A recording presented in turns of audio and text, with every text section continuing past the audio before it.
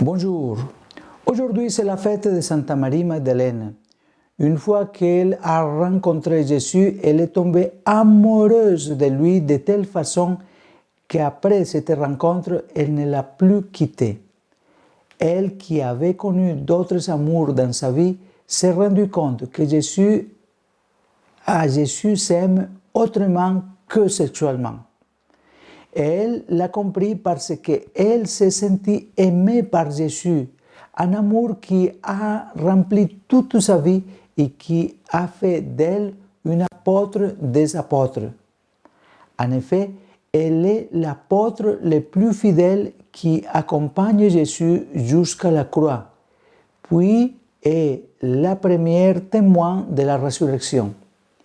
Elle devient ainsi la grande évangélisatrice qui nous invite tous à demander la grâce d'aimer Dieu par-dessus tout et en même temps à l'annoncer sans excitation. En effet, Marie Magdalene, devant les persécutions des premiers chrétiens en Palestine, s'est rendue avec sa sœur et son frère Lazare en France et implante l'évangile dans la région de Marseille et ses environs où elle mourut finalement.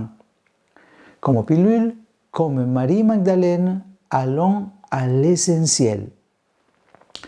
La vie de Marie Magdalene nous invite à nous centrer sur la vérité de l'Évangile qui place l'être humain à sa juste place dans la création.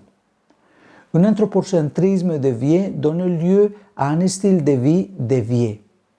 Dans l'exhortation apostolique Evangelii Gaudium du Saint-Père François, lui a fait référence au relativisme pratique qui caractérise notre époque et qui est encore plus dangereux que le relativisme doctrinal. Quand l'être humain se met lui-même au centre, il finit par donner la priorité absolue à ses intérêts de circonstances et tout le reste devient relatif. Par conséquent, il n'est pas étonnant que, avec l'omniprésence du paradigme technocratique et le culte du pouvoir humain sans limite, se développe chez les personnes ce relativisme dans lequel tout ce qui ne sert pas aux intérêts personnels immédiats est privé d'importance.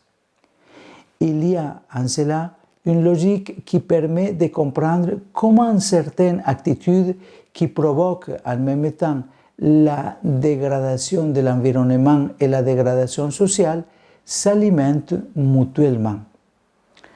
Donc, aujourd'hui, dans cette fête de Marie Magdalene, demandons à Dieu la grâce de tomber bien amoureux de lui-même et qu'il nous aide toujours à aller à l'essentiel et à chercher la raison profonde des choses. Que Dieu vous bénisse et vous protège.